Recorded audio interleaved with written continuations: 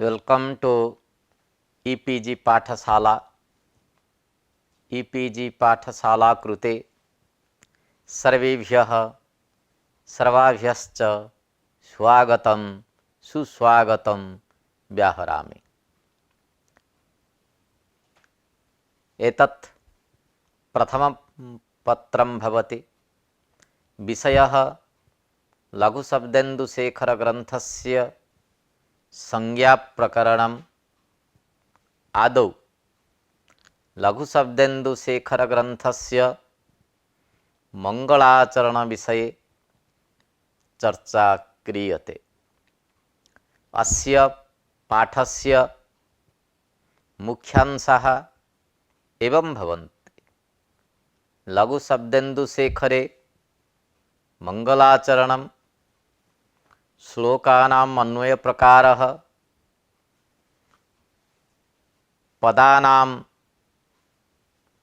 अर्थविश्लेषणं, लघुशब्देन्दुशेखरम् इति पदं फणिसस्यापि विशेषणं, मनोरममार्धदेहम् इति पदस्य अर्थनिर्णयः एवं मनोरममार्धदेहम् इति पदं फणिसस्यापि विशेषणं सतीदेवी पदस्य साधुत्वप्रतिपादनम्।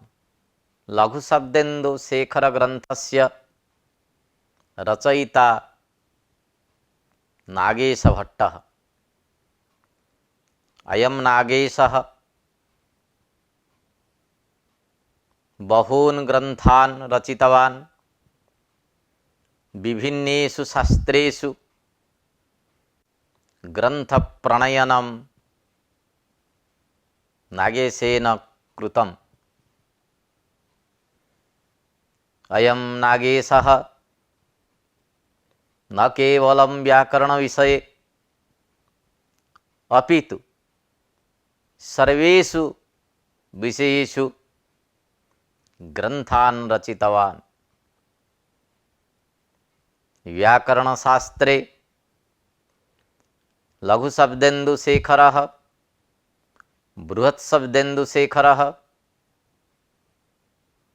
लघुमञ्जूषा, बृहन्मञ्जूषा, परमलघुमञ्जूषा, परिभाषेन्दुशेखरः, स्फोटसिद्धिः एवं आदयः ग्रन्थाः नागेशेन विरचिताः। एवं च व्याकरणशास्त्रस्य अन्तिमः परिष्कर्ता नागेशः आसीत्। 17 ख्रीष्टाब्दे अयं नागेशः जन्मग्रहणं कृतवान्। 1650 इति तस्य कालः इति ऐतिहासिकैः निर्णीतः। अयं नागेशः महाराष्ट्रीयः ऋग्वेदीयः ब्राह्मणः आसीत्, परन्तु तस्य अध्ययनं काश्याम् एव सञ्जातम्। अयं कुब्जः आसीत्। 16 वर्षपर्यन्तं काश्याम् इतस्ततः भ्रमणं कृतवान्। शास्त्रं नाधीतवान्। एवं च मल्लयोद्धा आसीत्। एकदा काश्याम् एका पण्डितसभा समायोजिता। तत्र नागेशः गतवान्। अत्र किं भवति, किं प्रचलति इति जिज्ञासया तत्र गत्वा अग्र आसने उपविष्टः। कियत्कालानन्तरं यदा महान्तः पण्डिताः समागताः, ते अर्धचन्द्रं दत्वा नागेशं निष्कासितवान्। तदानीं सः प्रतिज्ञां कृतवान्, एकदा शस्त्रम् अधीत्य अत्र समागत्य शास्त्रार्थं करिष्यामि इति प्रतिज्ञां कृतवान्। ततः हरिदीक्षितात् व्याकरणशास्त्रं नागेशेन समधितम्। एवं च महान् पंडितः संजातः। तस्य न कोऽपि पुत्रः आसीत्, न कापि कन्या। अतएव सः स्वयं लिखति, लघुशब्देन्दुशेखरः मम पुत्रः, मंजुषा च मम कन्यका। किन्तु वाराणस्यां श्रुतिः वर्तते, तस्य एका कन्या आसीत्। यद्वा भवतु, अस्य लघुशब्देन्दुशेखरग्रन्थस्य रचयिता अयं सर्वतन्त्रस्वतन्त्रः नागेशभट्टः। तस्य परिचयः मंगलाचरणे एव वर्तते। भवन्तः जानन्ति, ग्रन्थादौ, ग्रन्थमध्ये, ग्रन्थान्ते च मंगलं समाचरेत् इत्यादि स्मृतिविधिवाक्यं वर्तते। मंगलाचरणं भवति शिष्टपरम्परा, यज्जताचरति श्रेष्ठः तत्तत् देवोत्तरजनः इति न्यायेन स्वकीय ग्रंथ निर्माण समये मंगलं समाचरितं ग्रंथकारैः विघ्न विनाशाय, ग्रंथ समाप्त्यर्थं, ग्रंथ प्रचाराय प्रसाराय च मंगलम् आचरणीयम्। सस्सु अपि बहुषु मंगलेषु कादंबर्याः समाप्तिः नैव स्यात्। विनापि मंगलं ग्रंथ समाप्तिः दृश्यते। वस्तुतः विघ्नध्वंसः एव मंगलस्य फलम्। समाप्तिस्तु प्रतिभाने नैर्मल्यादि नानाकारण सापेक्षा भवति। विघ्नबाहुल्यात् वा तत्र ग्रंथस्य परिसमाप्तिः नैव जाता। मंगलस्य ग्रंथ परिसमाप्तौ कारणत्वे संदिग्धेपि शिष्ट परंपरा निर्वाहाय सर्वैः ग्रंथकारैः आदौ मंगलाचरणं विहितम्। वैयाकरणैरपि यं परंपरा स्वीकृता अष्टाध्याय्यां पाणिनिना वृद्धिरादैचीति सूत्रे विधेयस्य वृद्धिशब्दस्य पूर्वपाठः मंगलवाचकः। सिद्धे शब्दार्थ संबंधे इति वार्तिके मंगलार्थं सिद्ध शब्दम् आदितः प्रयुक्ते कात्यायनः। भाष्येपि अथ शब्दानुशासनम् इत्यत्र अथ शब्दः मंगलार्थक। महाभाष्ये आदौ प्रथमं वाक्यं भवति, प्रतिज्ञावाक्यं भवति, अथ शब्दानुशासनम्। अत्र आदौ अर्थशब्दः प्रयुक्तः। अयम् अथ शब्दः मंगलार्थक।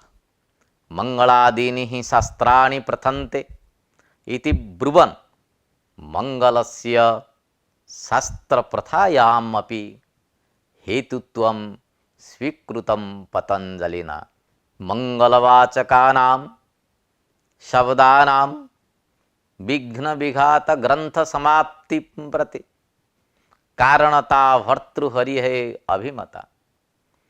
बाधाध्वंसने अभ्युदय संपादने च शब्दानां सामर्थ्यम् अंगीकृतं भर्तृहरिणा। यथा शब्दाः तथैव दृश्यन्ते विषयापहरणादिषु इति भर्तृहरिणा उक्तम्। मंगलं त्रिविधं भवति। एकम् आशीर्वादात्मकं, द्वितीयं नमस्कारात्मकं, तृतीयं वस्तु निर्देशात्मकं च। प्रथमम् आशीर्वादात्मकम्। आशीषः अभीष्टप्रार्थनम्। वादः उच्यते अनेन इति वादः। वादः नाम वाक्यम्, अर्थात अभीष्टार्थ प्रार्थनबोधक वाक्य रूपं भवति आशीर्वादात्मकम्। द्वितीयं नमस्कारात्मकम्। नमस्कारः स्वापेक्षया उत्कर्षबोधनानुकूलः करशिरः संयोग विशेषादि रूपः कराभ्यां पादस्पर्शादि रूपो वा व्यापारः तद्बोधवाक्यात्मकं नमस्कारात्मकम्। तृतीयं भवति वस्तुनिर्देशात्मकम्। नमस्कार्य देवतादि गुणगणवर्णनात्मकं यथा अनादिनिधनं ब्रह्म शब्दतत्त्वं यदक्षरं विवर्तते अर्थभावेन प्रक्रिया जगतो यतः। वाक्यपदीये इदं मंगलाचरणं भर्तृहरिणा प्रदर्शितम्। शिष्टपरम्पराम् अनुसृत्य नागेशेनापि लघुशब्देन्दुशेखरग्रन्थे मंगलाचरणं निबद्धम्। लघुशब्देन्दुशेखरग्रन्थस्य आदौ मंगलाचरणं निबध्नाति नागेशः। पातञ्जले महाभाष्ये कृतभूरि परिश्रमः शिवभट्टसुतो धीमान् सतीदेव्यास्तु गर्भजः। याचकानां कल्पतरोः अरिकक्षहुतासनात् शृङ्गवेरपुराधीशात् रामतो लब्धजीविकः। नत्वा फणिशं नागेशः तनुते अर्थप्रकाशकं मनोरममार्धदेहं लघुशब्देन्दुशेखरम्। अत्र त्रयः श्लोकाः उपनिबद्धाः नागेशेन। तेषां त्रयाणां श्लोकानाम् अन्वयप्रकारः अधुना प्रदर्श्यते। अन्वयः एवं भवति। पातञ्जले महाभाष्ये कृतभूरि परिश्रमः शिवभट्टसुतः धीमान् सतीदेव्यास्तु गर्भजः। याचकानां कल्पतरोः अरिकक्षहुतासनात् शृङ्गवेरपुराधीशात् रामतो लब्धजीविकः नागेशः। फणिशं नत्वा मनोरममार्धदेहं लघुशब्देन्दुशेखरं तनुते। अत्र श्लोके क्रियापदं भवति तनुते। एवं च एतत् कर्तृवाच्ये वर्तते। यतेव कः तनुते इति प्रश्ने नागेशः तनुते उत्तरमायाति। नागेशः तनुते। किं तनुते इति प्रश्ने कर्मवाचकं पदं भवति लघुशब्देन्दुशेखरं। नागेशः लघुशब्देन्दुशेखरं तनुते। किं कृत्वा? फणिशं नत्वा। नागेशः फणिशं नत्वा लघुशब्देन्दुशेखरं तनुते इति वाक्यस्य अर्थः। तदनन्तरं जानि प्रथमान्तपदानि सन्ति तानि सर्वाणि पदानि नागेशस्य विशेषणानि सन्ति। कः नागेशः? कृतभूरि परिश्रमः नागेशः। कुत्र कृतभूरि परिश्रमः? पातञ्जले महाभाष्ये। कः नागेशः? शिवभट्टसुतः नागेशः। कः नागेशः धीमान् नागेशः, कः नागेशः गर्भजः, कस्याः सतीदेव्याः गर्भजः, कीदृशः नागेशः लब्धजीविकः नागेशः, कस्मात् लब्धजीविकः रामतः लब्धजीविकः, अतएव प्रथमान्तं यत् पदं तत् नागेशस्य विशेषणम्। एवं च यत् द्वितीयान्तं पदं तत्तु लघुशब्देन्दुशेखर ग्रन्थस्य विशेषणम्। किं भूतं लघुशब्देन्दुशेखरं मनोरममार्धदेहं, किं भूतं अर्थप्रकाशकं मन लघुशब्देन्दुशेखरम्। एवं च जानि पंचम्यन्तपदानि सन्ति तानि सर्वाणि रामतः इत्यस्य विशेषणानि।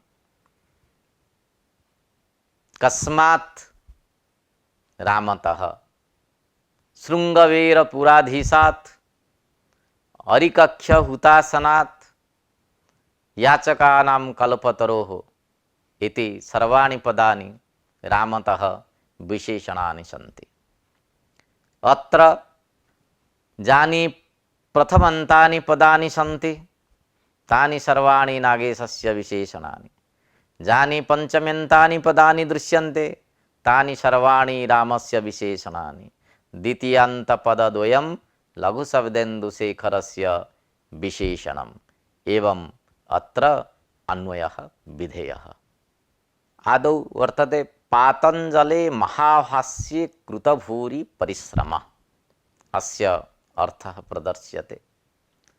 पतञ्जलिना निर्मितं पातञ्जलं, तस्मिन् पातञ्जले इति। सर्वेषु शास्त्रेषु आचार्यैः व्याख्यानं कृतं तत्सर्वं भाष्यम् इति कथ्यते। यथा शारीरकभाष्यं, श्रीभाष्यं, शाङ्करभाष्यं, न्यायभाष्यं, प्रशस्तपादभाष्यं, सांख्यप्रवचनभाष्यं, सावरभाष्यम् इत्यादीनि सर्वाणि व्याख्यानानि भाष्यपदेन अभिधीयते।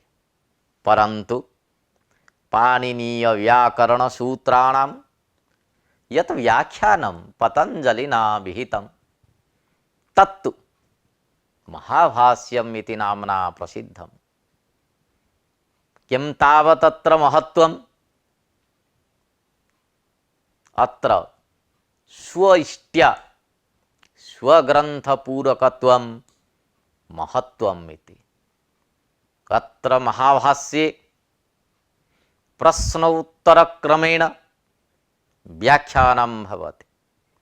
यत्र यत्र दूषणम् अस्ति तत्र तत्र प्रत्याख्यानं पतञ्जलिना कृतं, यत्र न्यूनता दृश्यते तत्र इष्टिवचनं पाणिनिना प्रणीतम्।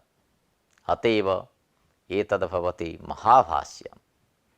एवं च महाभाष्येति कथनेन भाष्यन्तराणां व्यावृत्तिः सिद्धा भवति।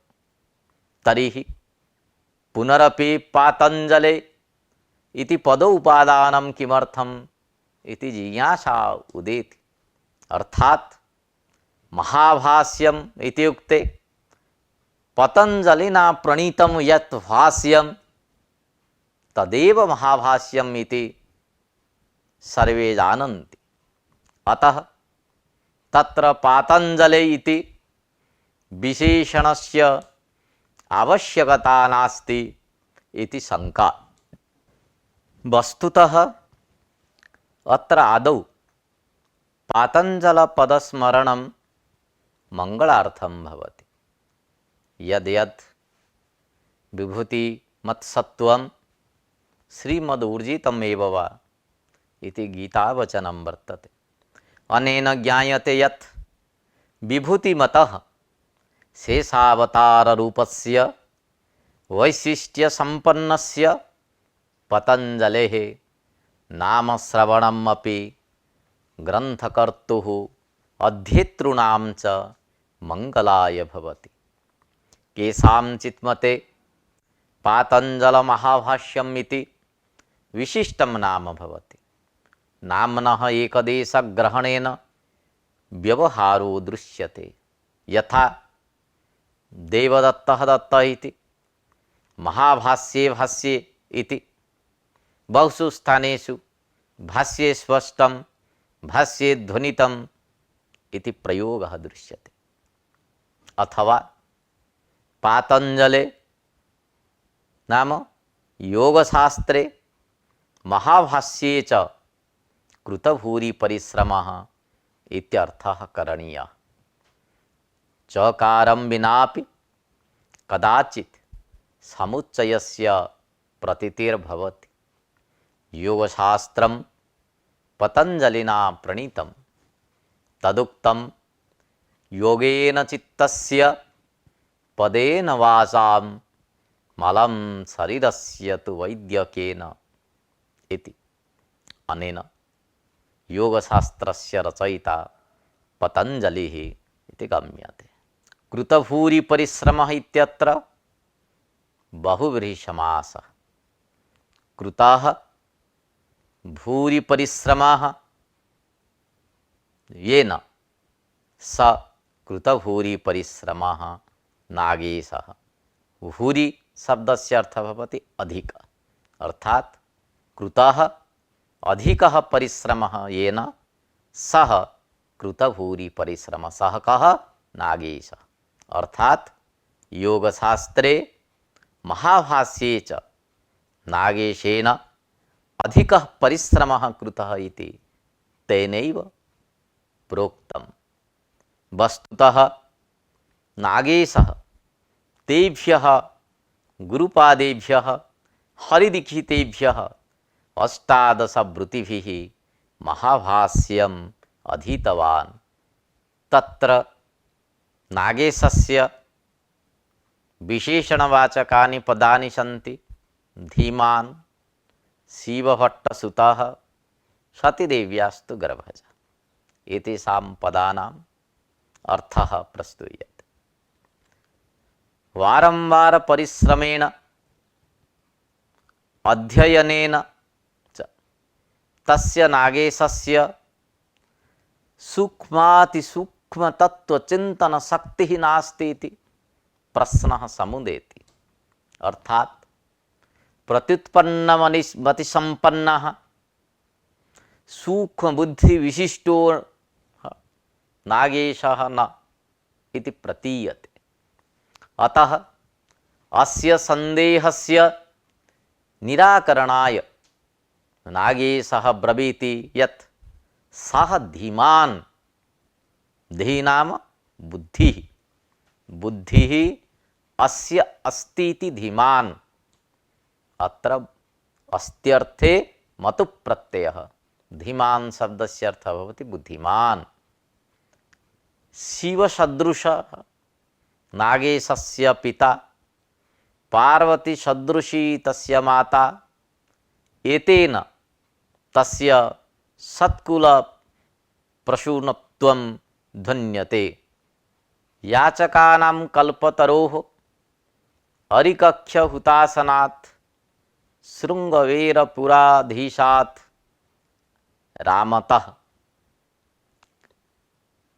इति वाक्यस्य अर्थनिर्णयः क्रियते।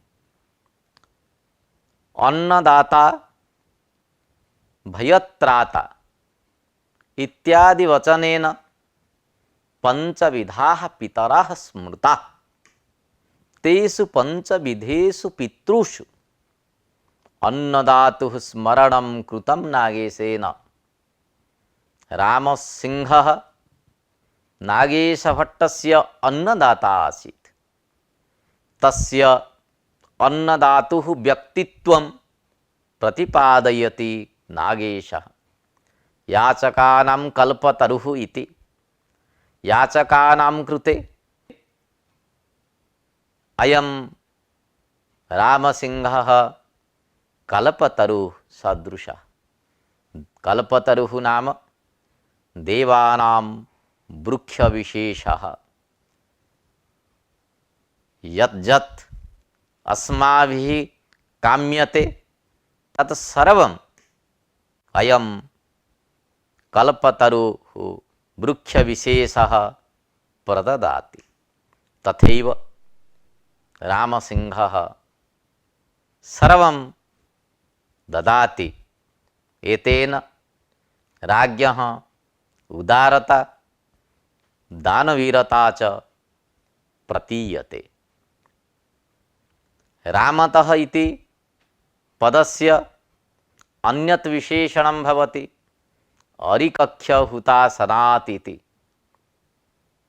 अरयः नाम शत्रवः एव कक्ष्याः। कक्षा शब्दस्य अर्थः भवति शुष्कतृणानि अथवा शुष्कवनम्।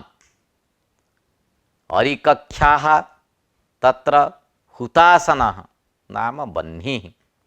अग्निसंयोगे शुष्कतृणानां शुष्कवनस्य वा यादृशी स्थितिः भवति तथैव रामसिंहस्य समीपे शत्रूणां तादृशी स्थितिः आसीत् इति नागेशेन उक्तं। याचकानां कृते अयं रामसिंहः कल्पतरुः भवति अरिकक्ष्य हुतासनात् इत्यपि विशेषणं तेन प्रदत्तम्। अनेन अनुमीयते रामसिंहः तत्र सम्यक् राजा आसीत्। एतेन राज्ञः अपराजेयता ध्वन्यते तथा च मृत्युभङ्गस्य संभावना नास्ति इति सूचिता। अर्थात यदि राज्ञः राज्यं गतं तर्हि कदाचित् वृत्तिः नैव लभ्यते इति एतादृशी शंका नास्ति इति नागेशेन प्रतिपादितम्। शृङ्गवेरपुराधीशात् इति अन्यत् विशेषणं वर्तते। शृङ्गवेरपुरस्य अधीशः नाम स्वामी शृङ्गवेरपुराधीशः। तस्मात् शृङ्गवेरपुराधीशात्। अल्लाहाबाद समीपे शृङ्गवेरपुर नामकस्य नगरस्य राजा आसीत् रामसिंहः। तस्मात् प्रतिमासम् 8 मुद्राः प्राप्यन्ते स्म इति नागेशः कथयति। लब्धजीविकः नागेशः। अस्य अर्थस्तु एवं भवति।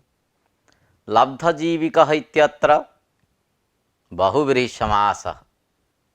लब्धा जीविका येन स लब्धजीविकः अर्थात प्राप्तवृत्तिकः नागेशः। कः नागेशः?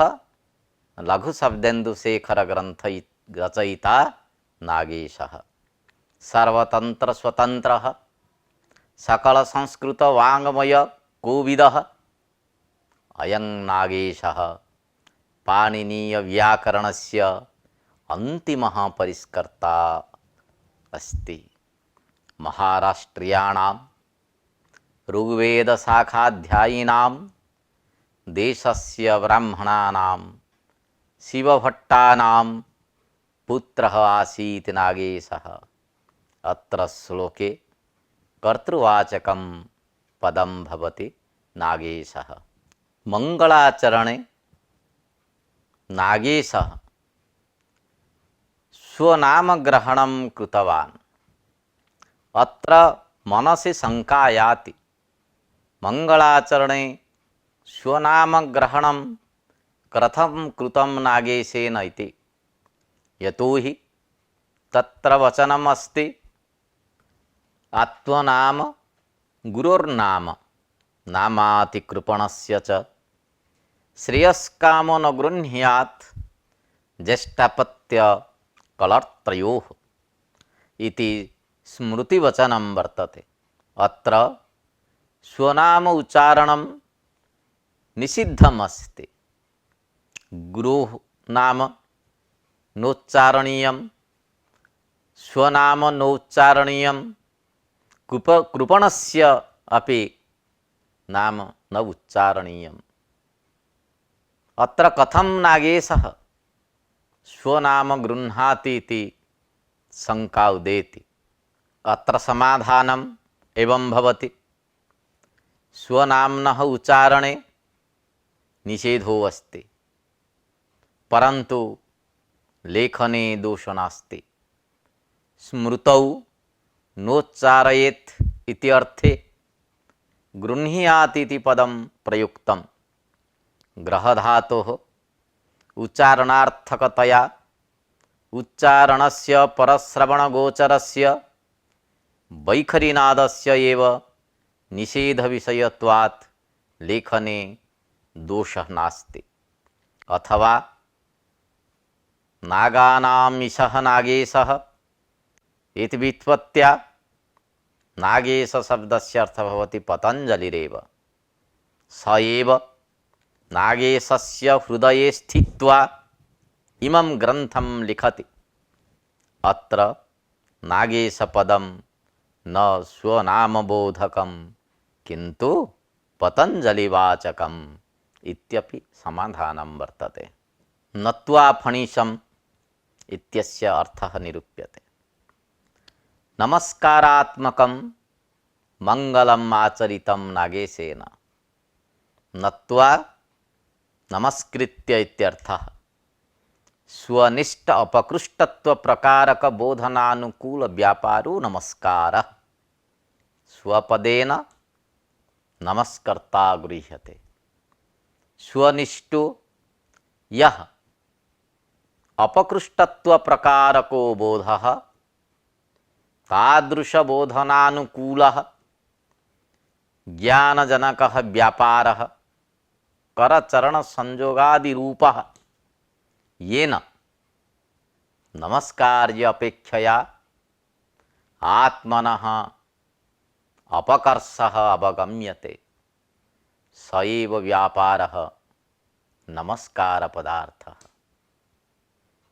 फणीशं नाम फणीनाम् ईशं, सर्पाणाम् अधीशं फणीशं।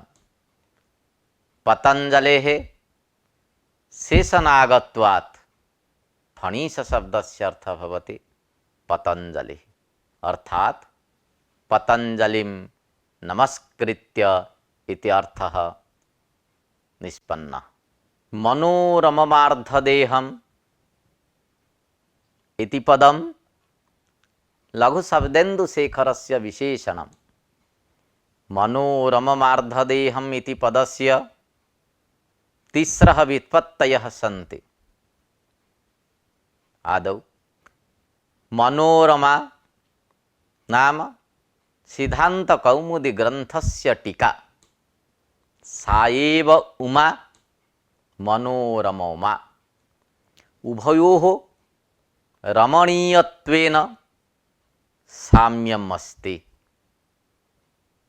मनोरमोमा अर्धदेहः यस्य लघुशब्देन्दुशेखरग्रन्थस्य सः मनोरममार्धदेहः, तं मनोरममार्धदेहम् इति।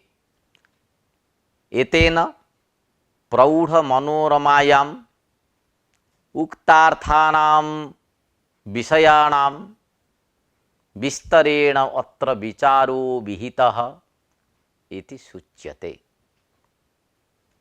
तत्र द्वितीया व्युत्पत्तिः भवति मनोरममायाः अर्धं द्यति नाम खण्डयति इति मनोरमो मार्धदा। अत्र दो अवखण्डने इति धातुः वर्तते। तत्र आत्वे कृते दा इति भवति। आतोनुपसर्गे कः इति सूत्रेण क प्रत्यय धातु घटकाकारस्य लोपे स्त्रियां टप् प्रत्यये एतन् रूपं निष्पन्नम्। तादृशी इह नाम चेष्टा यस्य ग्रन्थस्य मनोरममार्धदेयः तं मनोरममार्धदेहम्।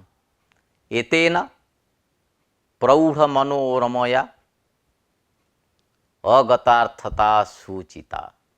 प्रश्नः आगच्छति, यदि सिद्धान्तकौमुदी ग्रन्थस्य व्याख्या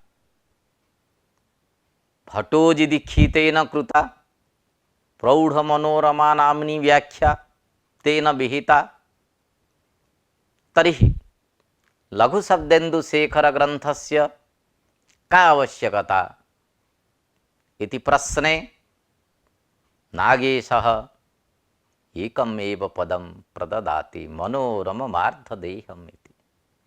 अनेन सूच्यते प्रौढ़मनोरमायां यः विषयः आलोचितः तस्य विस्तरेण मया विचारः करिष्यते।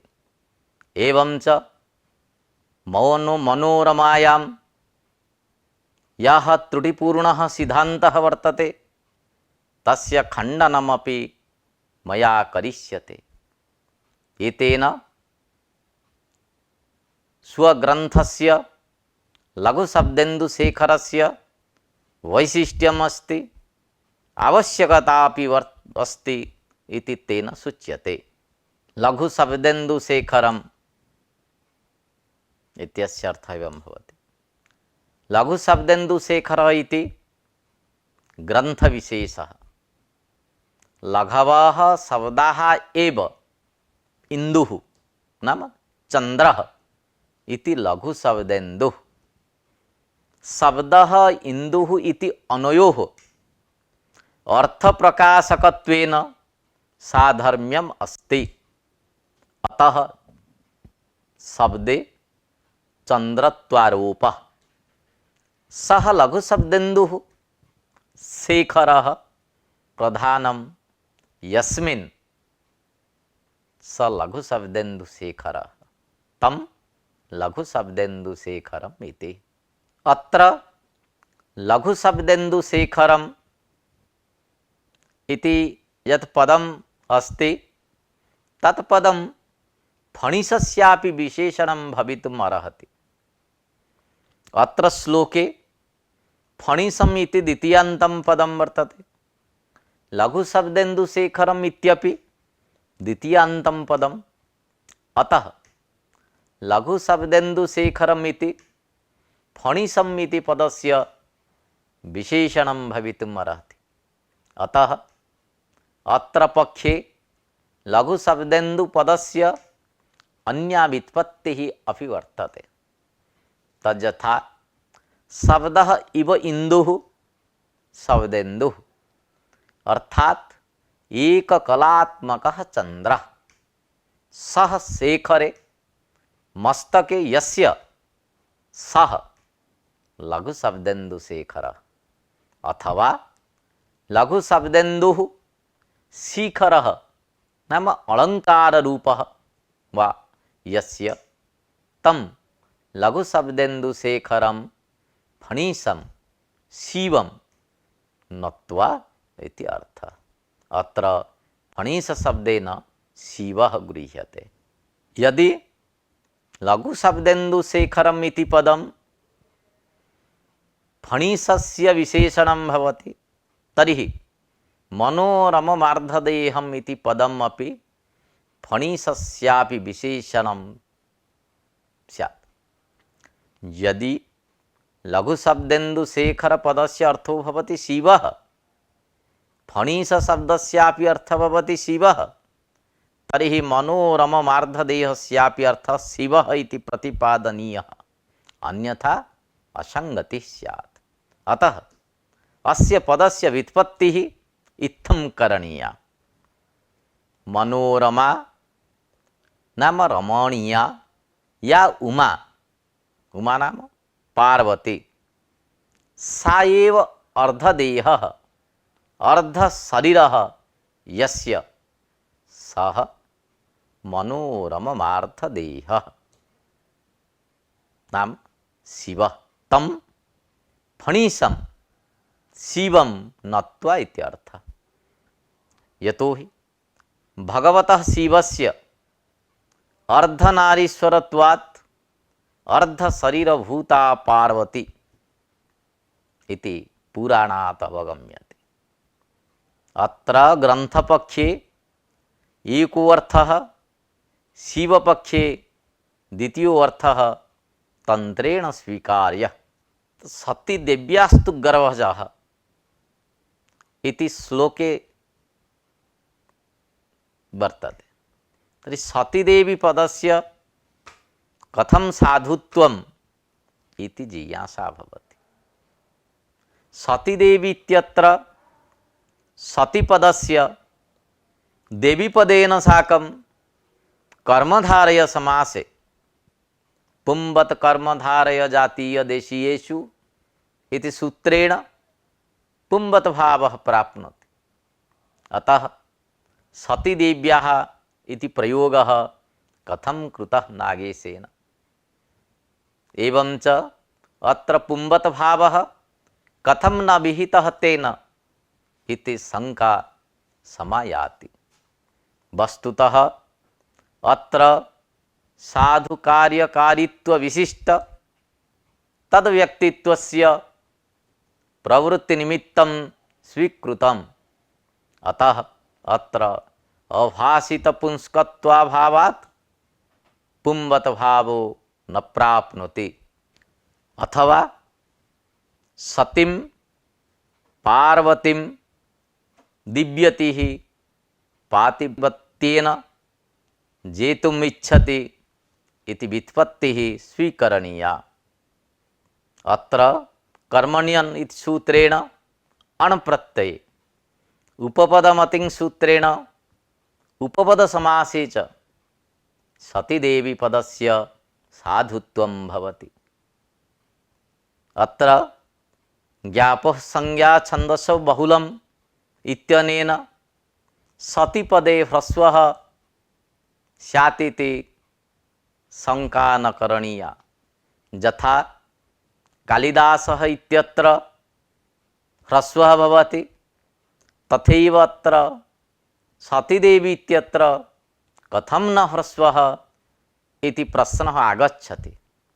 किन्तु ज्ञापः संज्ञा छन्दसः बहुलम् इत्यत्र बहुलग्रहणात् ह्रस्वः नैव कृतः, अथवा संज्ञात्वभंगभयात् ह्रस्वः न कृतः। एवं प्रकारेण मंगलाचरण श्लोकस्य व्याख्या विहिता। अधुना निष्कर्षः प्रस्तूयते। मंगलाचरणं भवति शिष्टपरंपरा। विघ्न विनाशाय ग्रंथ समाप्त्यर्थम ग्रंथ प्रचाराय प्रसाराय च मंगलम आचरणीयम्। मंगलम त्रिविधं भवति। आशीर्वादात्मकं, नमस्कारात्मकं, वस्तु निर्देशात्मकं। लघु शब्देन्दु शेखरे मंगलाचरणत्वेन त्रयः श्लोकाः उपनिबद्धाः। कृतः भूरि परिश्रमः येन इति विग्रहे बहुव्रीहि समासः। नागेशस्य पिता शिवभट्टः, माता सतीदेवी, अन्नदाता रामसिंहः। लब्धजीविकः इत्यत्र बहुव्रीहि समासः। लब्धा जीविका येन सः। फणीश शब्दस्य अर्थद्वयमस्ति। पतंजलिः शिवश्च। फणानामीश फणिशः शेषनागत्वात् पतंजलिः। लघवः शब्दाः एव इन्दुः लघु शब्देन्दुः। सः शेखरः प्रधानं यस्मिन् इति लघु शब्देन्दु शेखरः। ग्रंथपक्षे अयम् अर्थः। शब्दः एव इंदुः शब्देन्दुः लघुश्चासौ शब्देन्दुः लघुशब्देन्दुः सः शेखरे मस्तके यस्य च लघुशब्देन्दुशेखर। अयम् अर्थः शिवपक्षे संघटते। स्वनाम उच्चारणे दोषः लेखने न दोषः। नागानामिषः इति व्युत्पत्त्या नागेशपदं पतञ्जलिवाचकम् इत्यपि भवितुमर्हति। मनोरममार्धदेहम् इति लघुशब्देन्दुशेखरस्य विशेषणं। फणीसः इत्यस्यापि विशेषणम्।